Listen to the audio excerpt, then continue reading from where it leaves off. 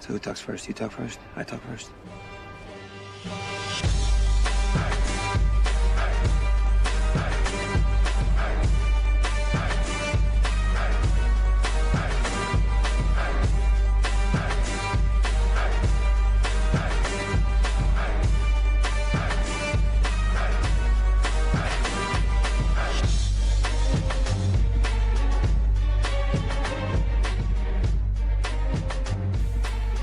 Ladies, gentlemen, Deveronians of oh my god, could they have not used a better name for that age? Welcome to Hell of a Pilot episode 28? Yeah, 28. Let's go with 28. I'm pretty sure it's 28. Yeah, well, it was 26 before the last one, so... Oh, you would assume it's 28 now. Excellent. We can do basic maths. We ran out of fingers and toes. Come on. Give us a break. So, we're back. We're at Mike's house. Hello, Mike. How are you? Hello, Owen. Hello, Lockley. How are you both? I am wonderful. Lockie? Yeah, I'm alright. I'm hoping I don't do anything ridiculous like in the last episode where I said the TIE Reaper had Palpatine in it. And it absolutely did not have Palpatine. And, I think collectively, when we all found out, we were all like...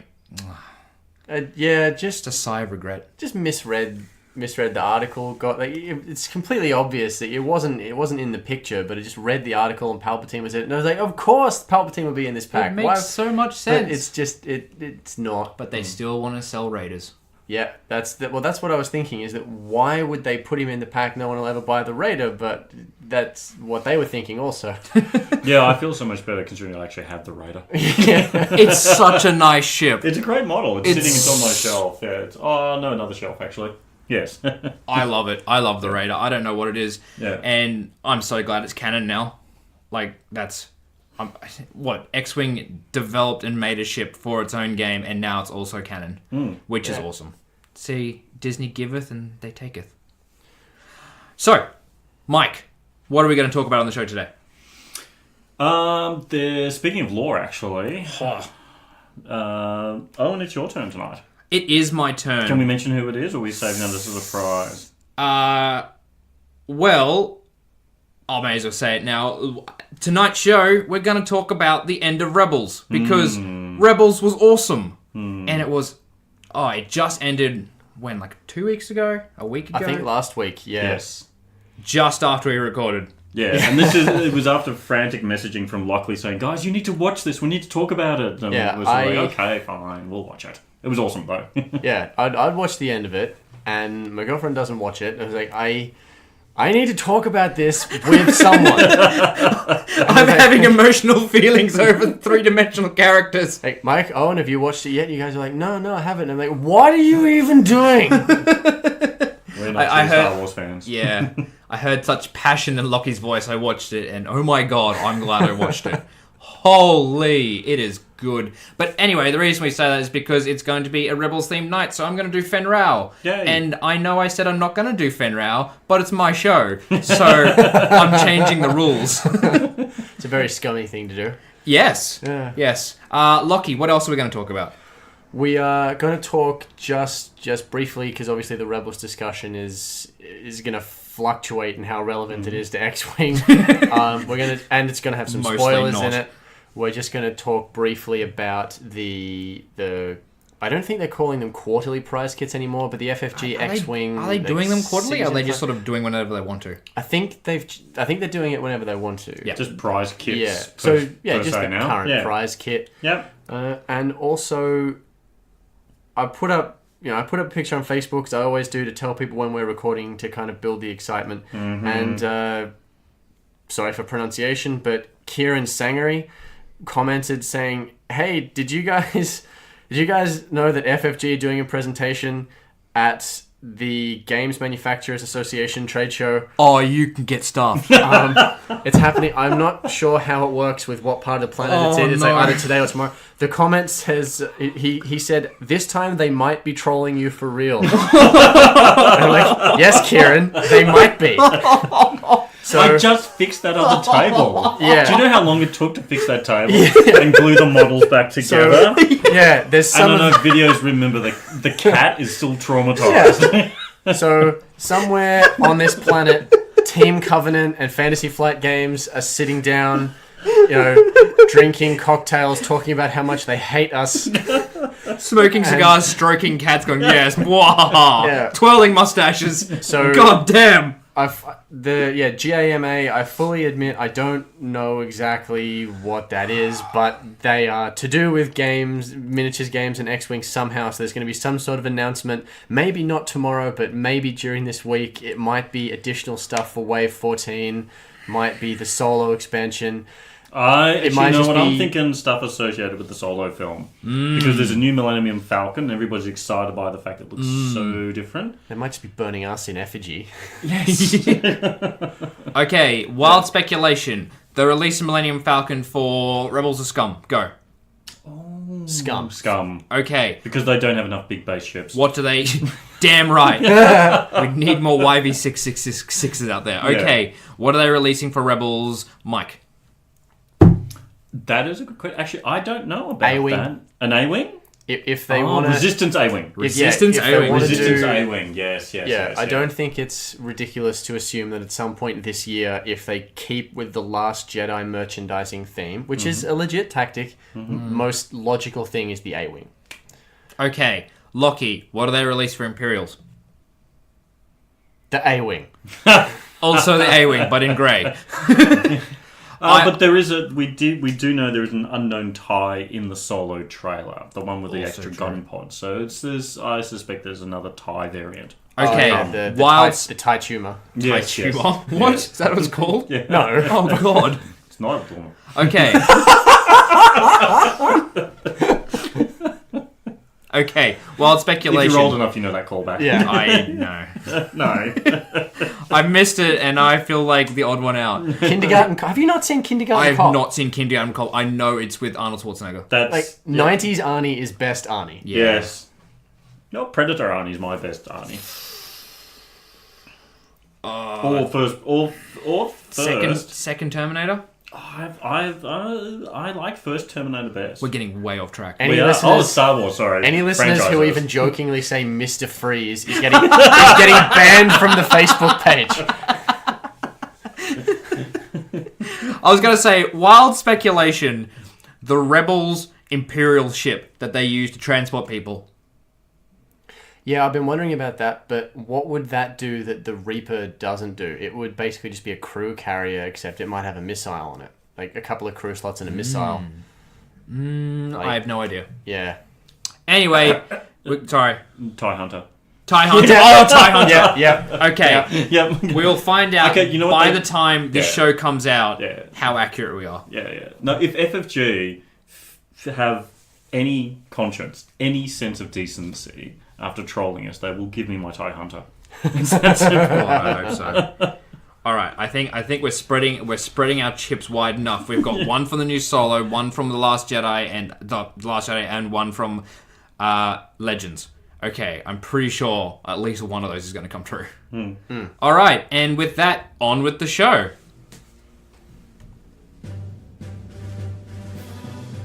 Good day, citizens. Welcome to HoloNet News at Noon, bringing you all the updates for your lunch break. As you know, Imperial space is perfectly safe, and it is patrolled night and day by the Imperial Navy. But here are a few tips to help you out just in case, because spaceflight is inherently unsafe, and in space, night and day are merely abstract concepts. When approaching a rebel ship, always remember to check and see whether that ship is carrying a turret, and if it is, take a moment to examine and identify the turret to determine the best way to respond. If the enemy is armed with a twin laser turret, standard operating procedure is to treat it the exact opposite way to a Gundark. Getting close as you can. Really get right up in there and stay in its personal space. At this range, it's more afraid of you than you are of it. This is how the pros teach it at the Royal Imperial Academy on Coruscant. President of the Academy, General Dean Lark, is quoted as saying the reverse Gundark system isn't the best method for handling turrets, but it's the best we've got. Another similar tip from Dean Lark is to clear your mind and make peace with the Emperor, because you're probably going to die. Things are less stressful if the enemy is armed with an ion cannon turret, though. In that case, you get to put your feet up for a few minutes and not have to worry about deciding where to fly. To close this broadcast, are you an Imperial recruit with an interest in archaeology archaeology? If you are, be sure to put in a transfer for the next Imperial archaeological dig. You'll get to work with interesting people and see fascinating relics from the Old Republic. Don't let what happened to the last dig put you off. We don't have time to go into detail, but what happened to them probably won't happen to you. And finally, a second warning from the Emperor, personally forbidding any Imperial citizen from altering history through time travel. The first warning was broadcast at this time tomorrow. This is HoloNet News. Oh, that was clever. I like that one. So should we say spoilers? If you Yeah. just in case, if you haven't watched the final, you haven't seen What the is series. wrong with you? Well, before you get too excited, I was wondering if we should do a quick talk about the prizes first, just so we can keep that as short as we possibly can. Then we can just talk about Rebels as much as we want. Let's do it. On board. Okay. Let's do this. Okay, firstly, it's not a quarter prize anymore. Now they're just laughing. They're just like having fun with it. People have bought the X-wings. Yep. They will do whatever they want. Yep. Yeah, I think it seems to be they're just referring to it as like a season kit, so they'll just release them periodically, basically. Whenever they say there's a new season, Yes. which I guess in space is whenever you want. So yeah, this organized play kit, it seems pretty small. It seems like there's only 3 different things in it, so it's a fairly casual kit, probably just for your local store, which is fair enough. Yep. Slowly over the last, I don't know, I guess a couple of years, they've been making the prize kits smaller and smaller and smaller. I'm not sure if that reflects the how many people are playing, but cost, yeah.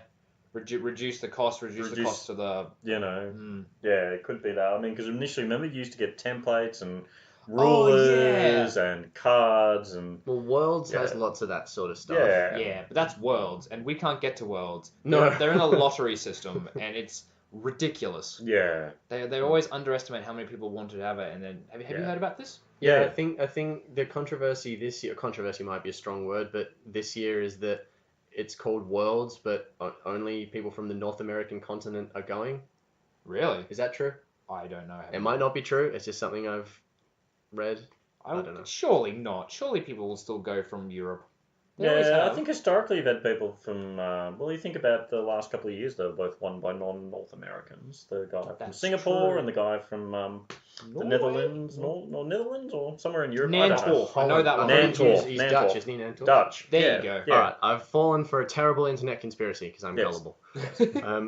Alright. I mean, they might be right. They might say only American citizens are allowed to do it, which is like, I don't know. It's like the World Series baseball. Racist? Yeah, World Series. But only Americans are allowed. We are the world. Miss Universe, but only people on Earth are allowed to join. It's like that's even more racist. I think Robin Williams did a bit. He was like the World Series, except nobody in French is going, "Oh, how about the Giants?" You know? So let's talk about what's actually in the pack, and we'll start with top 16. So there's now no longer 32. There's 16 cards, and I like it. The Shadowport Hunter. So we just want to say this. So it is an alt art of the Shadowpoint Hunter, which is the PS2 of that ship. It's pretty. And Mike, you said this earlier about how the layout of the card. Do you want to describe it? Yeah, so what I think is really interesting, just from an art perspective, is that the ship art takes up the majority of the card and all the stats are kind of just around the side and the bottom, which is following the trend we've seen with all the other alt art cards we've seen other third-party companies being making, which are awesome. So I like it. I think it looks good. I mean, how many people fly PS2 Shadowpoint Hunters? I don't know, but it'll sit in my folder. Well, I've been like it's flying at the art is very cool. The card design and layout is very cool. The ship's flying at an odd angle. Like it's looking more pancakey than usual. Yeah, very pancakey. The thing that really the thing that you associate with the Shadowcaster is the big the circleness of it, which you can't really. Anyway, and the guns. Yeah, but that's a good point. It doesn't show off the turret. It just seems actually it's not a particularly good angle. Yeah, kind of odd. I really like the coloring in this. Yeah, like I think it's just aesthetically pleasing as a design. I think that's the overall. The nice like kind of rose tint from the bottom and like the light shining down. It's nice work with the shadows. Yeah, so if you nab one of these, just kind of glance at it. Don't spend too much time looking at the details. What I'm wondering about though is the layout they've chosen. They maybe had to go with a generic because there's no special flavor rule text box or rules on there. Yeah, the flavor text would take up like a third of the card And by eliminating that, you leave yourself with this blank open space. So the top 16 players will get that. In Australia, in a lot of small stores, that's basically if you rock up, you get one. Yeah.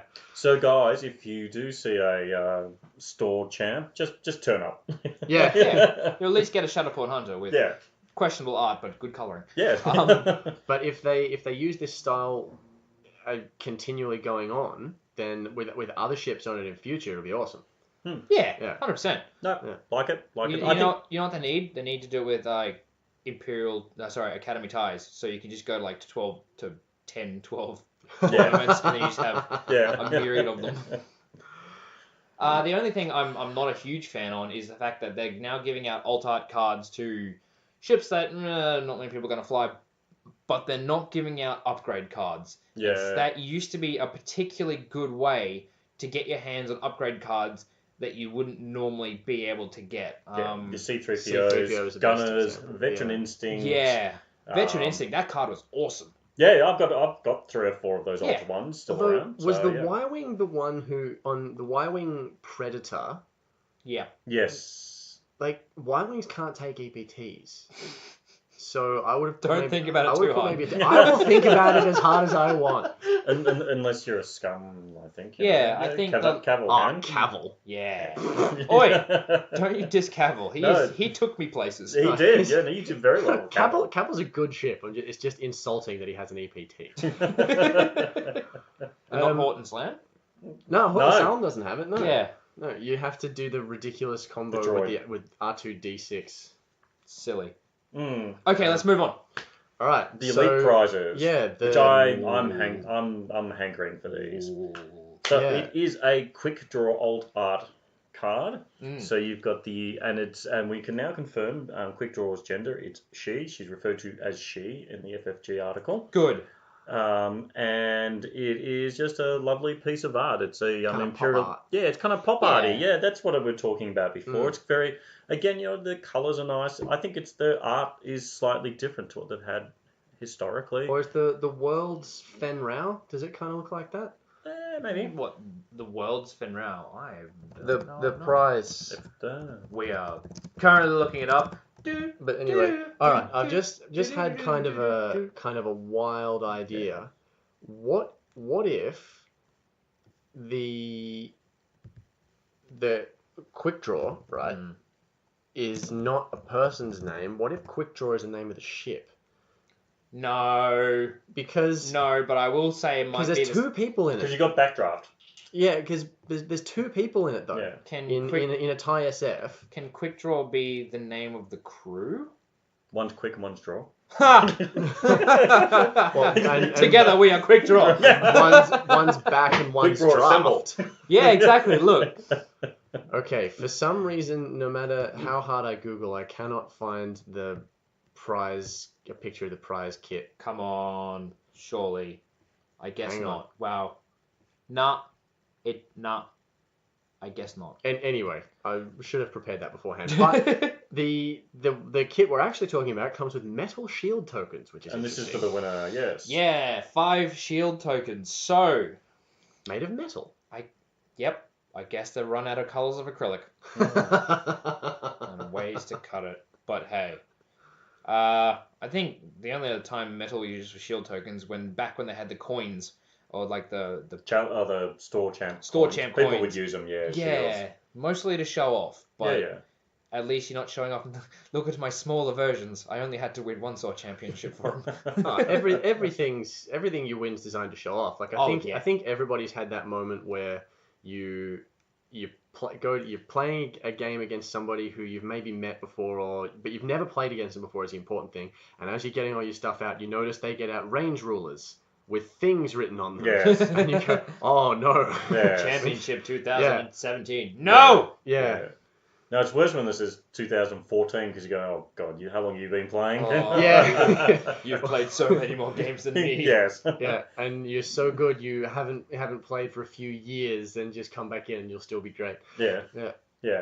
But look, I like them. I think they look good. They look pretty.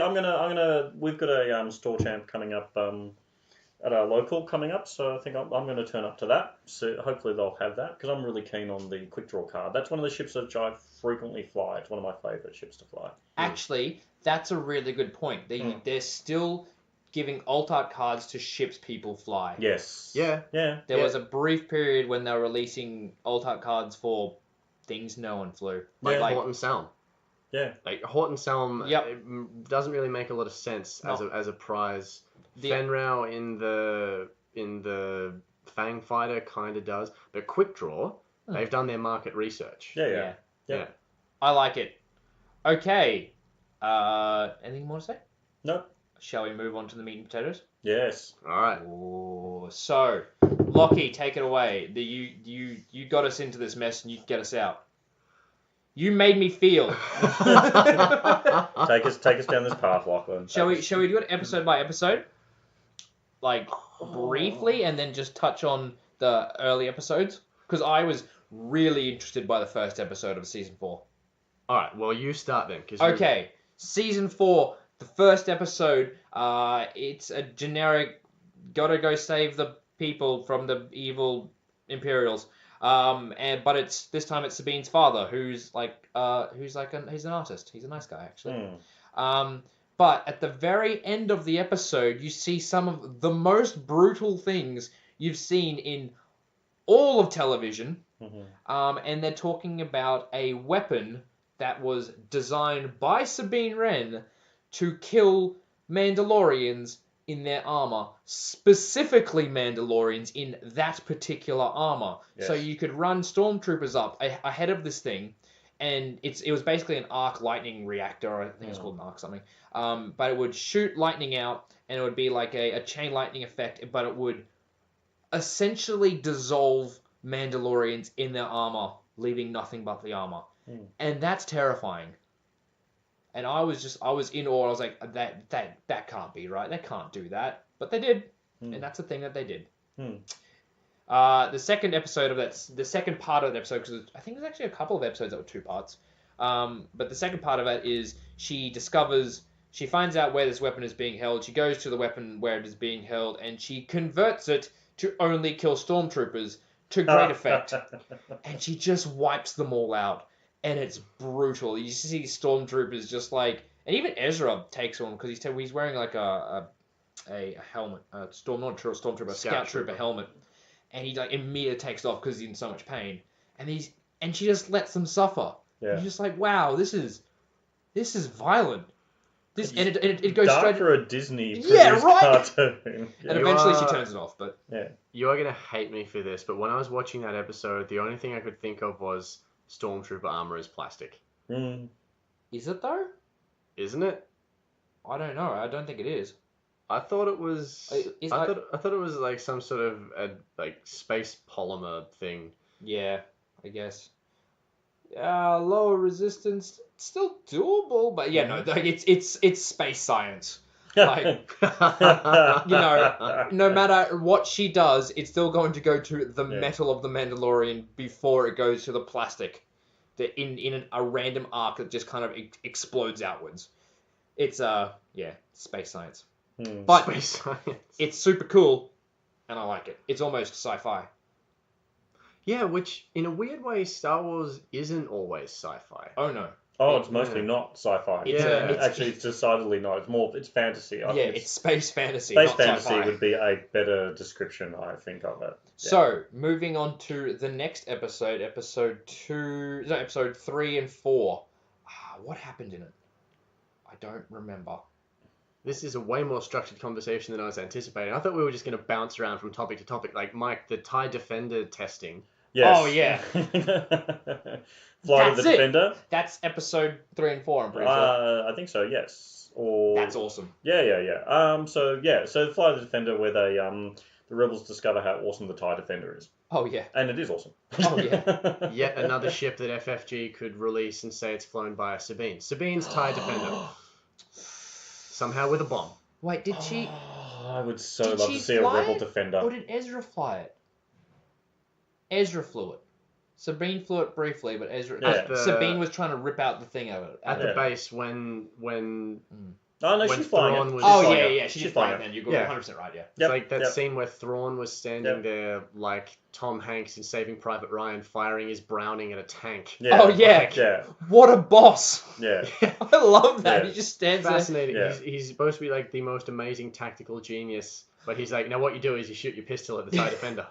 Okay, that reminds me of a quote from a World War One captain, and I'm going to butcher it, but he was standing in the middle of fire from planes, and then he was just standing upright, and someone said, "What are you doing? Get down!" And he said, "Well, you find that it's not very effective, and it also the men don't like it that much." And he just stood there with his cane in the middle of enemy fire. Yep. Hmm. That was a thing, and I don't know who it is, but it absolutely happened. Anyway, Flight of Defender was awesome. Okay, let's move on to the part about the wolves. Yes, I think, and sort of really what this series is about, and we were talking about before, is the broader implications for the Star Wars universe. Yes. And this is kind of like it's moving from, which was space adventure, find the MacGuffin, rescue the thing, that kind of stuff, to becoming a much more expansive, almost mythic kind of. That's a good theme. way to put it. Yeah. A very mythical. Yeah. So this layout. season 4 is really around about the expanding upon and really actually significantly, because this is canon, significantly adding to the Star Wars mythos as a whole. What did you think about there being wolves that can travel through light speed? Not light speed, through warp speed. Now we have to make that definitively clear. Yes. They do not travel through light. They do not travel at a speed faster than light. They go through essentially the warp. Yeah. Well, Yeah, but that's as in the 40k sense of the word. Less demons that want to eat you. Yeah. Yeah. Mostly blue stuff. They seem to travel with the Force somehow. Yeah. Like portals. But sort it of seems to thing. be sciencey. Oh. Well, I mean, like, all ships can do it. And, I watched a thing about, like, they're not traveling at the speed of light. Speed of light doesn't work like that, and even if they did, crossing galaxies, it would still take years. Yeah. So, but they're doing it within, like, a day or 2 days, so they're still breaking that thing. And so it's essentially, when they fire up the warp drive, they going so fast that it's coming close to the speed of light, they enter it into the warp, and they come out at another point. Yeah. That seems to be Well, it's interesting, mapped. and this, I think it also goes when we get to the final episode as well.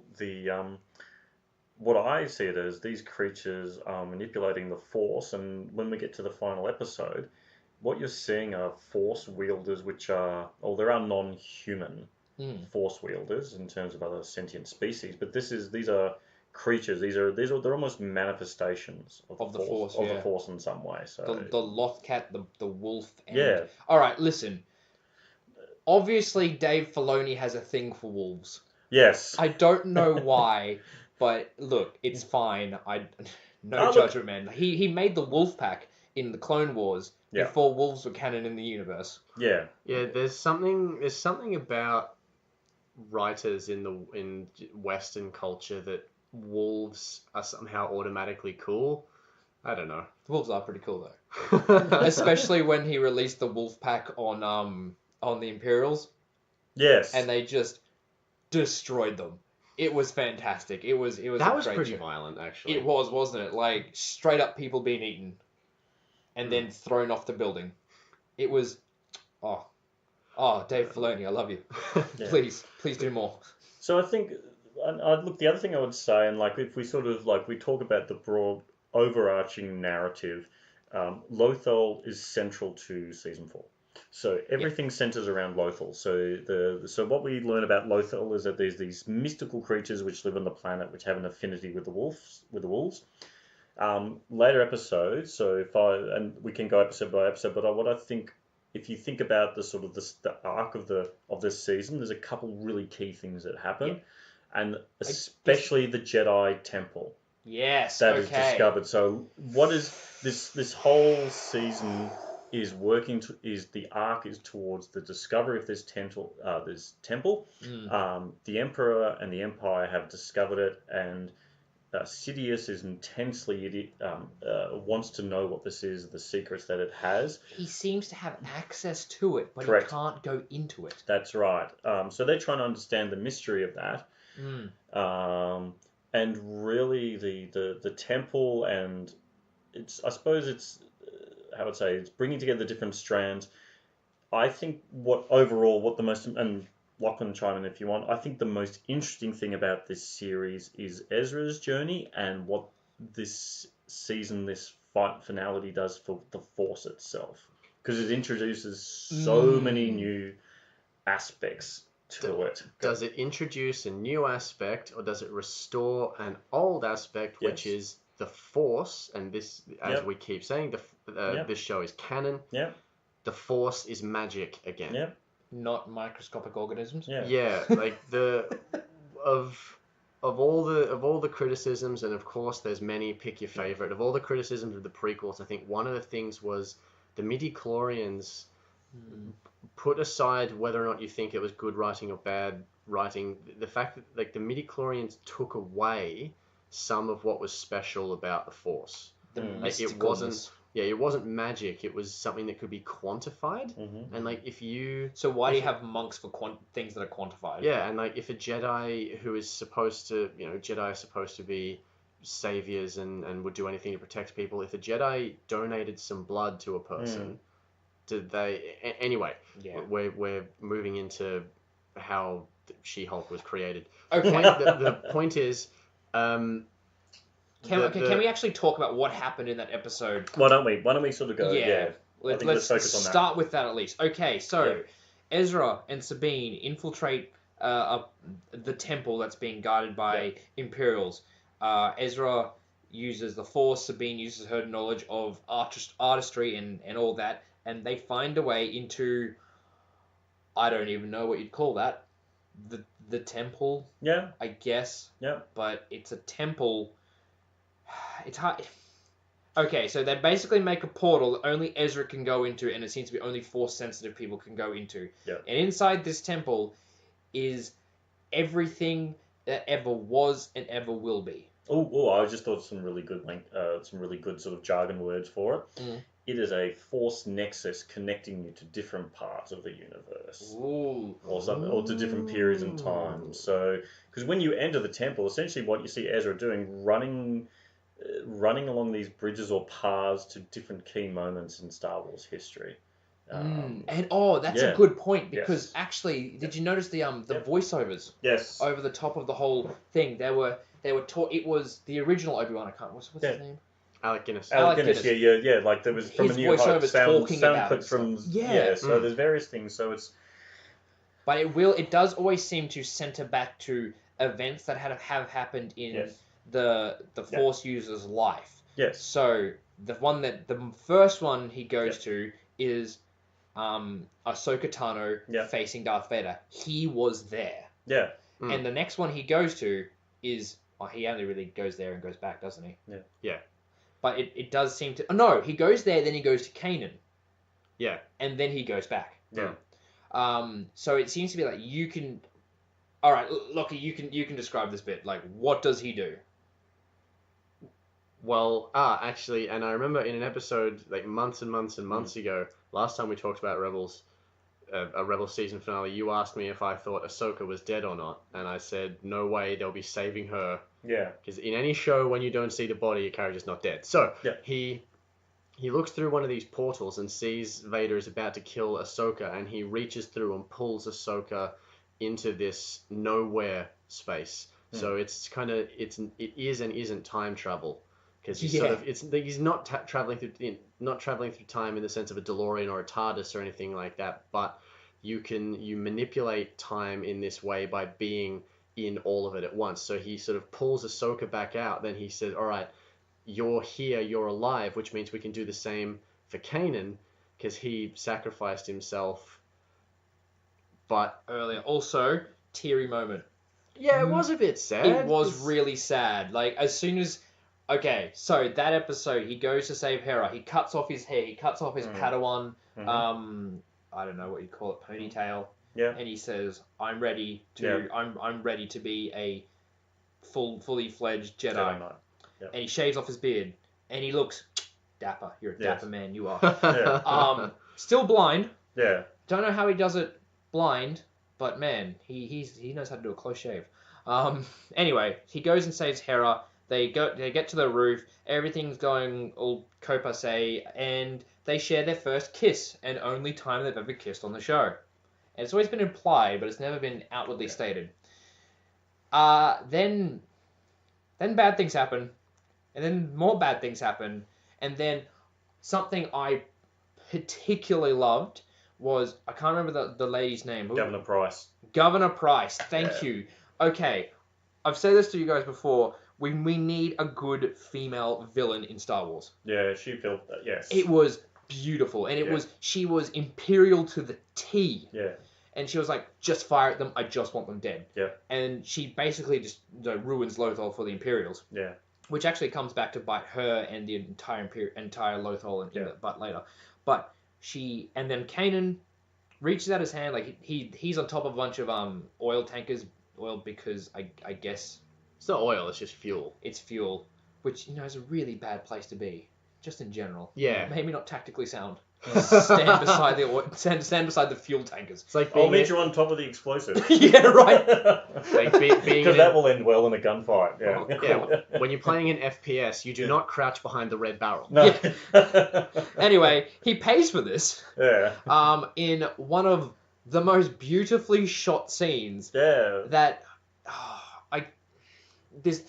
I've never seen force pushed used in such an emotional level. Yeah. He's got one arm out stopping the explosion, one arm stopping Hera From coming to him. Yeah. and pushing her into the waiting transport. And the last thing that happens is he gets his sight back Yes. for about 1 second, so he can focus on where the ship is and where it needs to be, and then he force pushes the ship away and dies. Yes. And actually dies. Yes. Figured it was so he got his sight back so he could see his friends for a second. Well, and also then- true. Yeah. Yeah. It's just it could be to see his friends for a second, to see the person he loves for a second. Yeah, it was very Or poetic. it could be to focus on where he needs that ship to be. Yeah. It And was then- mwah. Dave so- Filoni, my God, please do more. So Ezra's watching this happen, and he's about to rescue Kanan until Ahsoka points out that if he rescues Kanan, then all the Lothal rebels will die because Kanan's death saves their lives. Yeah. So it's a paradox. Like he can't rescue Kanan. Like he can, but he can't. Yeah. Can I just point out the emotional trauma he'd have to go through to watch his mentor die twice? Yes. Yeah. Yes. But they get attacked by the Emperor while they're in there. And when I say the Force is magic, we see the Emperor like chanting actual magic spells. Yeah. Over a cauldron. Yeah. Yeah. And I just really like that. So I think, because that's sort of drawing upon, so the old expanded universe, you used to have something called Sith magic. So Sith magic was an actual thing. So a lot of artifacts were imbued with Sith magic to make them extra dark-sidey as well. Extra dark-sidey, love it. Yeah, and like the old Sith academies had libraries stuffed of ancient Sith manuscripts written in blood and all that kind of stuff. So it's sort of very much harkening back to that kind of very, I don't know, kind of horror, kind of almost kind of H.P. Lovecraft kind of thing. So, Can I also point out that I'm gushing still, but this is the first time you see Palpatine in an actually terrifying manner. Yeah. Yeah. Like he appears, and then it's about to be bad. Yeah, exactly. Yeah. He's a lot like the classic horror, just the monster pursuing them. Like he's trying to get out. At one point, it's kind of like the Ring almost. He's crawling out of this portal to get them. Yeah. Which he doesn't quite manage, but it's you sort of tell that he knows what that space is, and he's trying to get into it, and he's maybe trying to leech off the power of other Force users to get in there, and he just almost does it. I like to point out. I said I think I was watching this with my girlfriend, and I said, why don't Ahsoka and Ezra just split up, and then the fire can only go one direction. Why don't they just turn left? And then they do split up, and then the fire just goes wherever it wants to because it's magic. Yes. Yeah. Anyway, it was beautiful. Yes. Yeah. Okay, shall we move on past that? Okay, so we've discussed the fact that time travel is now a thing. Maybe. Yeah. I really loved when Sabine was having her discussion with Malcolm McDowell. It's the guy from Clockwork Orange. Yeah. Is Is the Emperor? Yeah, no, isn't No? not the Emperor. The minister that The she was governor. talking. The governor. Pre-governor, per Yeah. governor. Oh, the other So- guy. Yeah, I really love the sort of 2D moving pictures in the art on the rocks. Oh, that guy. Yeah. Okay. Yep. And also that artwork That's beautiful. is a callback to the Clone Wars episode where it's the father and the father, the daughter, and the son. Yeah, and which they're are all manifestations. The daughter and the son are the manifestations of the light and the dark, and the father is the one in the balance. And that is, if you did watch Clone Wars, if you haven't, go back. I would recommend seeing that episode. That's actually that's like 2 or 3 It's episodes. a two part Yeah. or something, and that's where Anakin goes to. He finds the sort of the source of the Force and gets a vision of his future. There's one thing about that always, and probably any Australian or many Australians will have had the same laugh that I did. That the fact that the light side and the dark side of the Force now have names, as you know, the Bendu said from being in the middle. The dark side of the Force is the Bogan. Yeah, that's right. Now, to explain, Bogan is the Australian word for, like, in America you might call them a hillbilly. In Trailer trash. England Trailer you might trash, call yeah. them a chav. Yeah. In Australia, if you see someone like in a barefoot dressed in a singlet and shorts in the supermarket, smoking a cigarette, you'd be like, oh, look at that Bogan. Yeah. And the dark side of the Force is the Bogan. And Okay. I can't. Okay, side tangent for here. Yeah. On the things of silly Star Wars names, the jazz that's being played as like the jazz that's being played in the cantina, its in-universe name is Jizz. Oh. This is like amazing. That's. Times are different, man. Oh. Times were different. But to go back to Governor Price, though, I'd be curious to see, like, she was, like, Thrawn was obviously going to rip her head off because she just destroyed all the TIE defenders. But surely for Imperial officers, priority would always be given to killing Jedi, wouldn't it? Like, they would be told, like, Jedi are HVTs. Like, your job is to kill Jedi, right? She essentially shut down the entire planet, which is actually, well, like, that fuel source, like, the only reason there was an Imperial occupation of that planet was to make the Defenders. Yeah. So she shut that down for God knows how long. And also, maybe the Defender was indefinitely. his personal pet project as well. Yeah. Yeah. Oh, I'm not defending her to Thrawn. Like, no, Thrawn no. has the right to be annoyed with Yeah, the rest but of the Empire. But yeah, no, I think, but also at the same time, if you're a high-ranking Imperial officer, how many times do you get force choked, thrown out of an airlock? You know what I mean? Performance review time is very scary. I do like the fact that once there was no reason for Lothal to exist. Yeah. Thrawn, okay, look, the factory isn't working anymore because all the fuel is gone. I have literally no reason for the civilian population. I can use them for one thing, and that is to get them out. Is to bring out Ezra. Yeah. So I'm just going to orbital strike them. Yeah. It was brutal. Yeah. So should we go to the last? I mean, I think it's really the last episodes because I think a couple things for me that stand out so far in this season. Well, it pretty much takes us up to midway or 3/4 of the way. So we have the death of Kanan. So which was emotionally affecting. Which was, I mean, it was that seeing him and Hera declare their love. Like, it was obviously going on quietly in the background, or they were, or alternatively they kind of didn't pursue anything because, they're saving the galaxy or something like that. Well, they had a kid, so he definitely pursued something. Okay. Yes. Okay. Yes. Want to point something out here. Yes. That kid had green hair. Yeah. Yes. Okay, and it was distinctly human. Yeah. The only other person that we've had seen of coloured hair was Holdo. What? The woman from Last Jedi. Hondo? Whatever her name was. She had purple hair. She might be half Twi'lek. Just look. Well, the thing that confused me was the clone deserter in the Clone Wars who had a family with a Twi'lek had a few kids, and they were distinctly half human, half Twi'lek. Like they had sort of stubbly Leku, and a kid just with a different color hair. There's no precedent for that. What if? Okay, I'm making stuff up as I go here. He was a clone.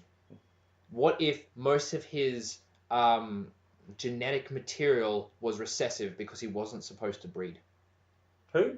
Kanan was a clone. No. The clone that had a relationship with a. Oh, the other one. So all of the dominant genes from, or even the recessive genes from the Twi'lek, also came into effect. Yeah, could be. Just an idea. Making stuff up as I go. No, I like it. Anyway, shall we continue with what happens? We're up to. Might need to finish it off soon. So who's going to do that? Okay. So Ezra goes up to face Thrawn in the final battle. He summons all the space whales because that's awesome. Yes. The ones that can travel through light speed. Yes. The light speed whales come up and they attack Thrawn's ship, and then take Thrawn and Ezra with no blast shielding because it's being destroyed by the space whales into hyperspace and disappear. And they disappear. Yes. It's implied that Thrawn is dead. It's implied that Ezra is also dead. But however, there is no body. Also, Dave Filoni has confirmed recently that they are alive. Oh, really? Yes. Okay. So what happened? So the last 3 episodes are very much it's the Battle of Lothal. So the rebels can, like in true rebel fashion, they're outgunned, outmanned, and all the rest of it. So they put together a daring, half-baked plan to save the day, which being rebels, it works. So they managed to defeat the Empire through the help with the wolves, which was pretty cool. So you saw those wolves running around, biting stormtroopers in half and stuff like that. Just a reminder, this is a kid's show. God, it's brutal. I love it. And it ends with Thrawn threatening to, unless Ezra comes up to surrender himself, Thrawn will bombard the planet. Thrawn then also takes Ezra up into the ship and then introduces him, and this is the part that I loved, to the hologram. I completely forgot about this one. Oh! Yes. And so this is when I was talking to you guys. This is why I want to call this entire season, these 4 seasons, really should be called The Last Temptation of Ezra Bridges. Yeah. Because it sort of all comes down to the Emperor is speaking to Ezra, and he's in a holographic form like his old kind of... Deformation. Deformation. So his old... what was his name? Chancellor Palpatine. Yeah, when he's Palpatine form. And makes him an offer. He says, if you want, you take him to the temple. Like the temple's assembled up there. He takes him there and he shows him a vision of his parents. And he says, you can step back. You can go back and be part of your family. But it will cancel out. And this again is the whole timey-wimey thing that's going on. It will cancel out everything that happened. So Ezra changes the course of history effectively. There seems to be only one distinct line that time follows. It's not. It's not like a. Yeah. It's not a. What's that word called? It's not like a branching path. Multiverse. Like a multiverse. Quantum physics multiverse. Yeah. It's like if he goes through there, then he will have never been part of the rebels. Correct. Therefore. But Ezra makes the choice to stay. He doesn't go back to his family. He says that he has a family in the form of the family he's had for the last 4 years. Emperor gets mad. He sort of alternates between looking like Darth Sidious and Palpatine as he is. And then we have that great scene where tentacle monsters come and hentai Thrawn. Oh, yeah. Hentai the whole ship out of there. Yeah. The whole time you've been talking, I've been trying to find the quote, the way the Bendu told him he was going to die. He was like, he doesn't say die, actually. He says, like, I see your defeats, like, you are wrapped in cold. Yes. Which is what actually happens to him. Yes. So I guess so. Yeah.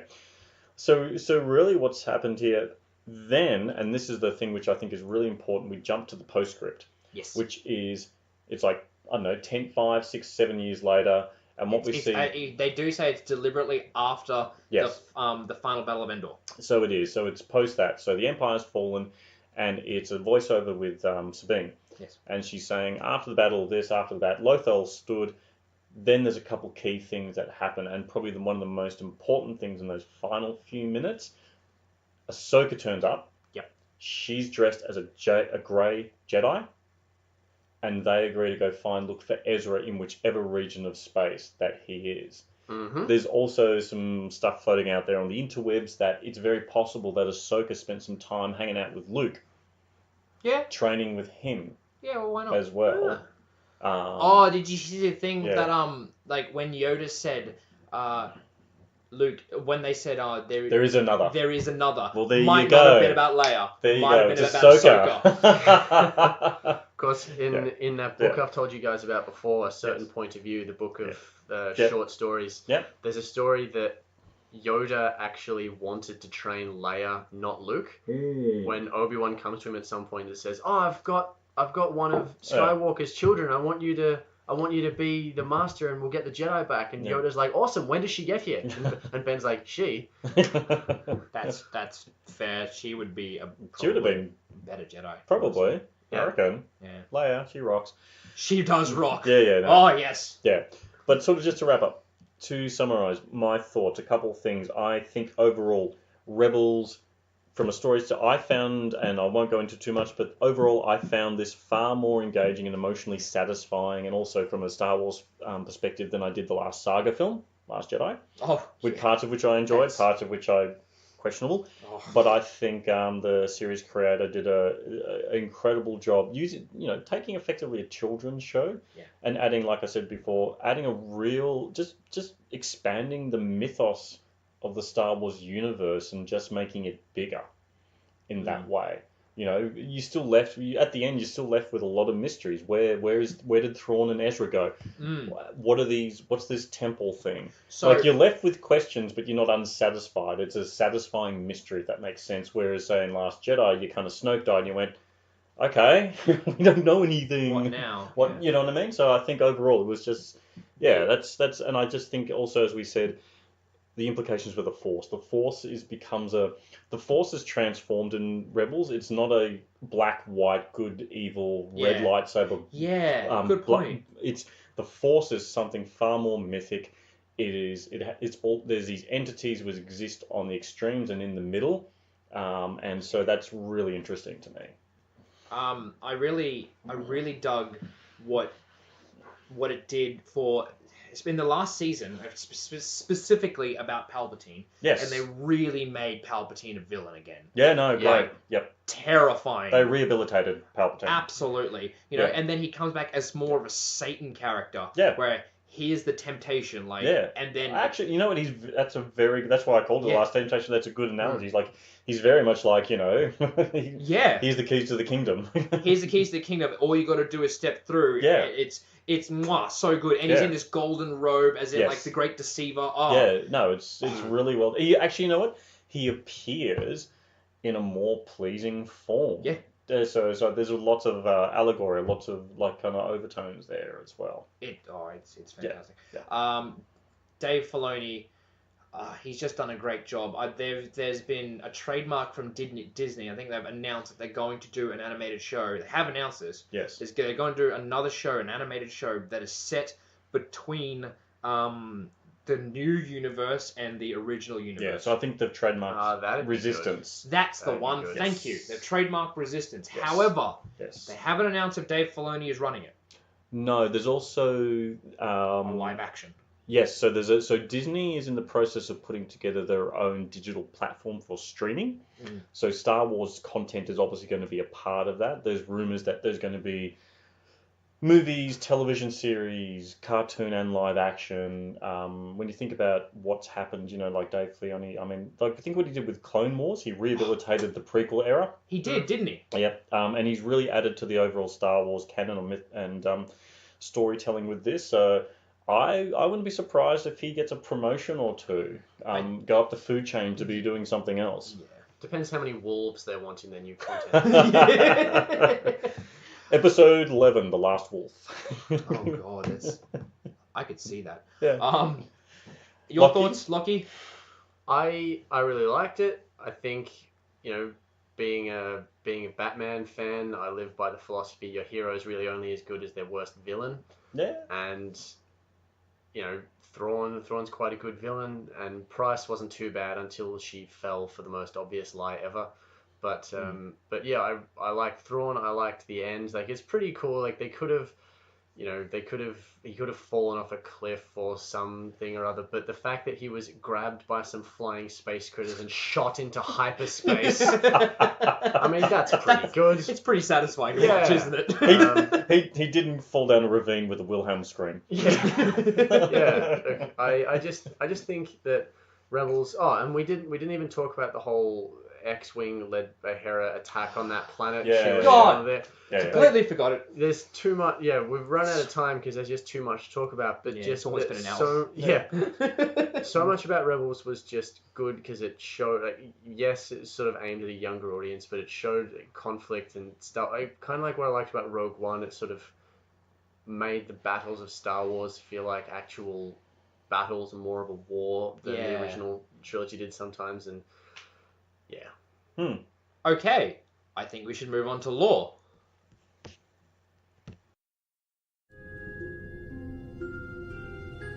To defeat an enemy, you must know them. Not simply their battle tactics, but their history, philosophy, art.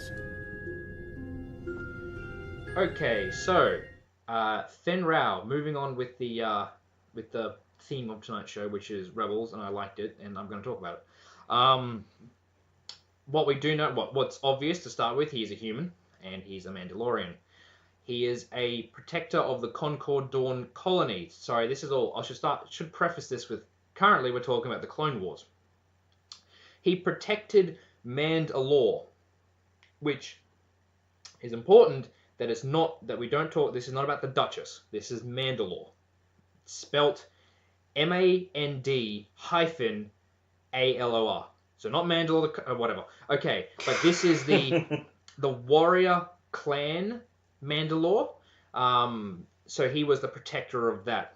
He went with Jango Fett to the clones facility, and he was helping with the clones with their piloting. Oh, I didn't know He was a great pilot. He earned that PS9. He was training the clones how to fly, and not really Jango Fett, because Jango Fett just wasn't a good pilot, I guess. Anyway, there was actually a small group of Mandalorians that helped with the training of the clones. I didn't know that. Yeah, he had the most metal of call signs. Yeah. The most metal. He led Skull Squadron, and his title was Skull Leader. It's good old. I think that symbol on his helmet is the symbol of Skull Leader, isn't it? Mm-hmm. And that's the symbol that's on the templates if you win worlds. Sweet. Yeah. There you go. Skull Leader. Anyway, he went to a couple of battles with fighting the Separatists.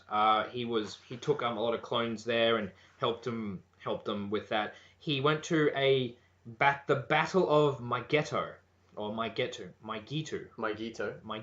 Thank you. Where he saved the lives of Jedi Master Deepa Bilabra.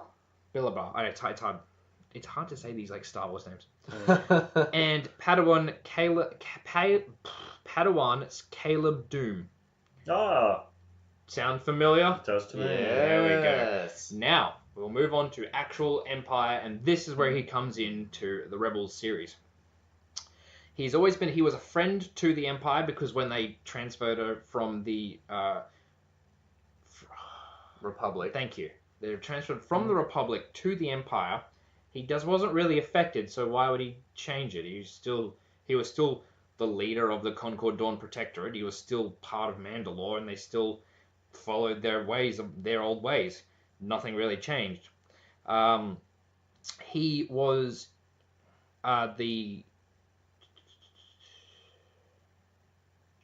Okay, so then the rebels show up. They come into his sector because they need to use his laneways, his hyperspace laneways, and he goes in to intercept them with his Fang fighters, and then he kills 2 A-wing pilots and downs Hera. So that gives you an example of how bloody good he was. He downed Hera and killed 2 A-wing pilots. So Kanan was dispensed to go back and get Hera. They meet up. Fenn and Kanan have good old chats about the war they're in, and Kanan was like, "Oh, you totally saved my life when I was a Padawan. Thanks, buddy." And he's like, "Yeah, no worries, dude. Still not joining." Like, anyway. Sabine challenges him to single combat, and ruckus happens, and Fenn is captured. Ruckus happens. I just wrote ruckus happens because there's like 2 or 3 episodes of them like blowing stuff up and escaping and all doing all this nonsense. But at the end, Fenn Rau is captured. Then we have the end of a season. Anyway, he stayed captured for a year within the rebels, with Sabine coming in, saying hello, and trying to make him join the rebels, and he was like, I'm just not gonna. Like, why? I'm just not gonna do it. Stop this nonsense. Anyway, they lost. So in the meantime, they were using the Protectorate. Like, the Protectorates were helping them, the rebels, and then they lost contact with them. The rebels investigate with Fenn. Like, Fenn is with them to investigate. He's like, where are my friends? Like, that would be nice to know. Anyway, they go to the world, and they find out that the world's been broken. The southern hemisphere has just been shattered. And he's like, what up? Anyway, they land, and Viceroy Gar Saxon took credit for the deaths of the Protectorate. So, turns out all the Protectorates are dead. Gar Saxon did it, and he is none too pleased about this. In the ruckus, Ezra is captured, and then more ruckus, and he's been saved. Because wasn't Saxon another Mandalorian or a traitorous? Yes. He's always a traitorous Mandalorian. He's aligned himself with the Imperial. Yes. With the Empire. Yeah. Because the Mandalorians, they're in clans, and Yeah. the Saxon clan was one of the clans, and he just was part of that. Yeah. And he aligned really heavily with the Imperials, and they get these things called Super Commando Troopers. Yes. Which are awesome because they're basically jetpack troopers that are painted red. Yeah. And it's cool. Yeah. Anyway, he aligns with the Empire, and Fenn Rau is like, this is like, that's not cool, man. You can't just like kill protectorates. Like, none of that, please. Ezra's captured. Sabine saves him, and Fenn's like, whoa, you would totally risk your life for a friend. That stinks of the old ways. I like it. I'm joining. So, I guess they should have taken him on like a mission maybe half a year ago, immediately after. Anyway, whatever. Or alternatively, Fenn Rau has Stockholm Syndrome. Also true. It's been a year. It's been a year. He's like, oh, my first taste of freedom. Yes. Oh, I can pilot a ship again. Yes. Yeah, I'm joining. Rebels not always the good guys. Really, no. From a certain perspective. From a certain point of view. Yeah. Fenn became a kind of mentor to Sabine after that, as much as like Kanan is to Ezra. He helps her fight like a Mandalorian and not like a Jedi. They have this big fighting match between Ezra and Sabine. He teaches Sabine how to fight, and Ezra is obviously taught by Kanan, and Sabine beats Ezra but loses to Kanan. Kanan then says something along the lines of, you lost to, like, the Mandalorians lost to us before. Yeah, why history lesson. Yeah. History. It's great. It basically puts the Mandalorian / Jedi War into canon. Yeah. Which is awesome. So those who don't know, this is sort of probably the Old Republic era. So we're talking thousands of years before the Battle of Yavin. The Great Mandalore. Yeah, the Great Mandalore. So at that point, the Mandalorians were almost like a crusading, zealous army who were out to conquer the universe, and fought a massive, horrific war against the Jedi. And obviously the Jedi won in the end. but it took a lot of time and effort. In fact, there is the Old Republic comic book series, which is out, which is very much worth reading. It's one of my favorites, actually. What's it called? So it's old. It's just the Old Republic. Ah, okay. Yep. So it's sort of set. Yeah, and it actually features a lot of the Great Mandalore and a lot of the kind of the conflict between the Jedi, the Republic, and it's a real warrior class in the Mandalorians. Like, Yeah. they were like, if you want to be the Great Mandalore, you just need to Yeah. beat the Great Mandalore in combat, and Yeah. then you're the Great Mandalore. And Like, look, the comic's a lot of fun because the Mandalorians when they turn up, everybody is terrified. In fact, the Mandalorians, if you want a historical analogy in this universe, they're like the Huns. They're a warrior race, and when they turn up, they just kill everything, slaughter everything, and people just run for their lives. because they're a warrior race. Yes. And then, Yes. after they lost to the Jedi, Yes. they become the complete opposite, and they go Yes. full peace. And that's when they're reintroduced into the lore, they come back as these peace-loving people in the Clone Wars. And Yes. and then the Death Watch show up and be like, guys, come on. Come like, on, let's are get you back serious? to basics. Yeah. So What no. have we become? Yeah, but there was a lot of excitement when that was made canon. Yep. He obviously teaches Sabine to be more of a warrior and more of a leader. He's a lot more gruff than Kanan, and it shows in the fighting style. Sabine with Fenn as the mentor start to rejoin all the Mandalorian clans. Like they go around. Because now Sabine has the Darksaber, and that's It's like a holy relic. I guess. basically it's like I have the Darksaber, therefore follow me. Sure, why not? So she starts like getting everyone together, and that's all fun and games. Eventually, she passes the Darksaber off to Bo-Katan, who is the sister of Satine, the Duchess of Mandalore, That's right. before Death Watch and Maul killed her. No, was it Death Watch or was it Maul? No, it was Death Watch. Death Watch kills Satine, Maul kills Death Watch. It was great. Go watch Clone Wars. Like that was the thing that happened. Dying in Obi-Wan's arm. Oh, the tears. There were ninjas cutting onions everywhere. The Darksaber is given to Bo-Katan, and Fenn pledges the Protectorate service to her. And all of Mandalore is united again, and that's basically the end of Fenn. Fenn's not dead. His story isn't over. We just don't know yet. Because I was wondering if he'd turn up for the series final of He didn't. Rebels. Because almost everybody else did. Yeah, Hondo, Cicatro. Vizzo, whatever his name is. Yeah, Cicatro Vizago. Yeah, they all the others. It would have been nice to see, I don't know, Fenn, a little contingent of Mandalorians. I mean that's sure fan service, whatever. But it would have been good. He would have been really useful in that battle. You're right. All the like Hondo coming back, even the pig guy. Yeah. Literally everyone except him. Yeah. Which is kind of a bit disappointing. But then I guess I don't know how much is a crowd. That's true. Also, just another shout out back before we did mention it, but Agent Callus did great. He was sort of like a great ending. Yeah, he was great ending. Cool. But I can look. What was Callus's ending? He ended up to the Lasan with Zeb. Yeah, that's right. Of course. Yeah. Of course. We forgot to talk about Rook before when we were doing all the Nogri when we were talking about. Anyway. But look, I think it's easy to see where Fenn Rau gets his pilot ability. Yeah. Flying to range one and throw extra dice. Yeah, he is a brutal man. He gave no shits. For a while there, he was one of the scariest pilots you'd come against. You don't see him as much because I think bombs. Yeah, well, I think when he was around, Yeah. it was before the triple bomber list came out. Correct. Because you flew. Yeah, I flew him. You were a great Fenn Rau pilot. You flew him really well. You don't see Fenn Rau now because he's a small base ship. Yeah. Yeah. A lot of things have changed since I was flying Fenn Rau.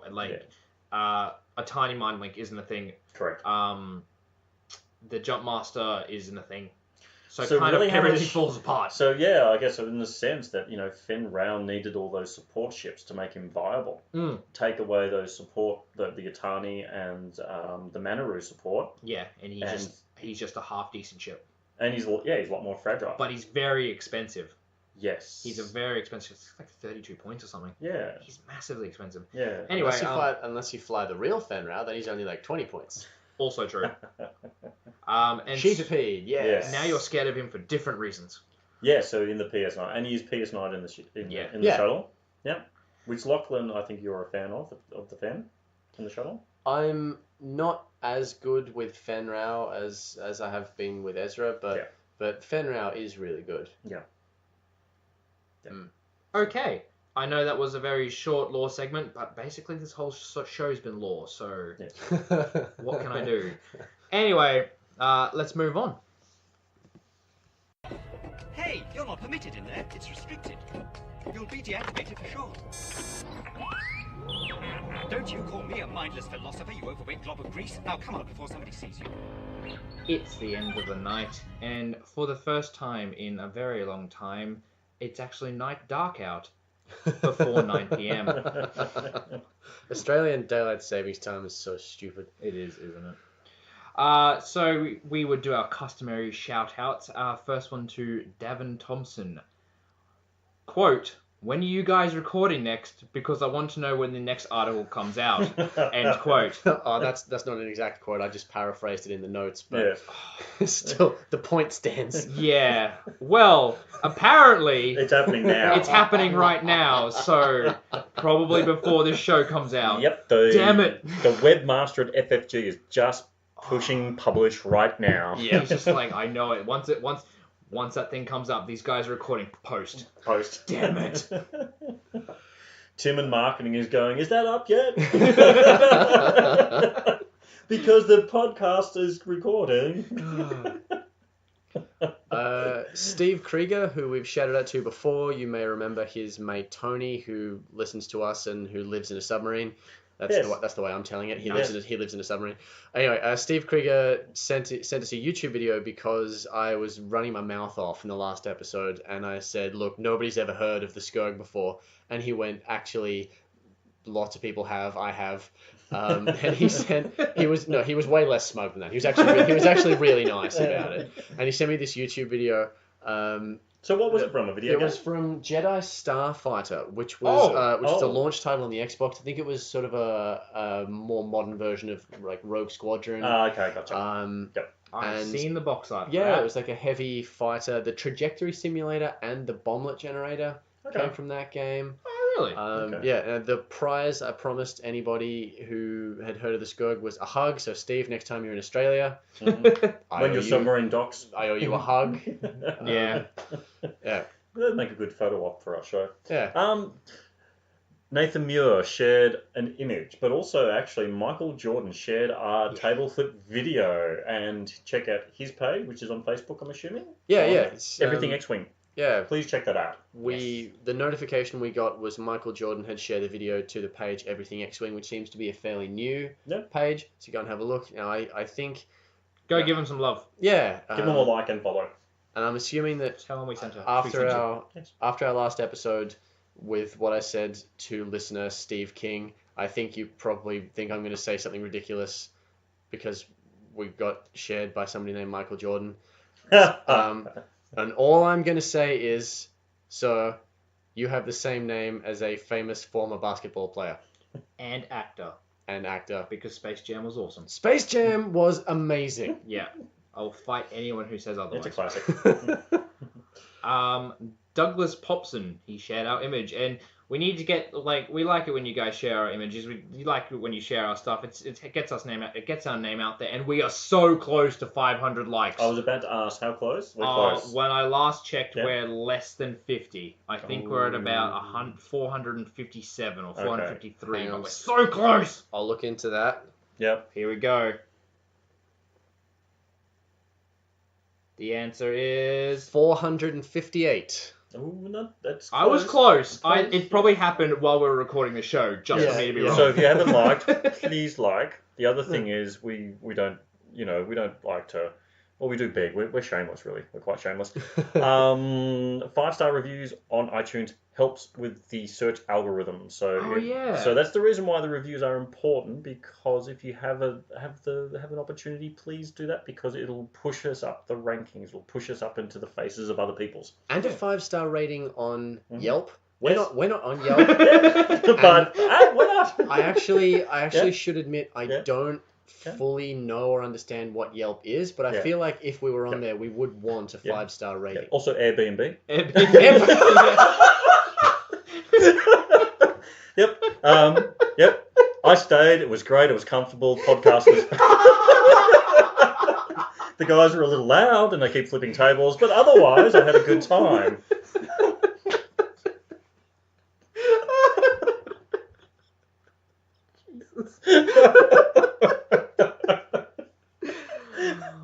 All right. And Tashi, don't forget Tashi, please. Yeah, please. Tashi Duane. And that was saving the best for last year. Tashi Duane liked our page as well. So again, like we said, Facebook, Yelp, Airbnb. And because these guys like it when I mess up names, Jonathan Hertzam. Hurt Sam. Don't hurt Sam. He's a nice guy. Hertzam. Apparently he's from Sweden. And basically I can't say names because I'm a terrible reader. I know. I'm sorry. But thank you. Yeah, he liked our page. And actually, he has an awesome last name. And also hello to Sweden, because we actually have a significant Swedish audience. Do we? We do. In the stats. So thank you. Actually, Hi, Sweden. Hello. Jonathan, I'm going to say Hertzam.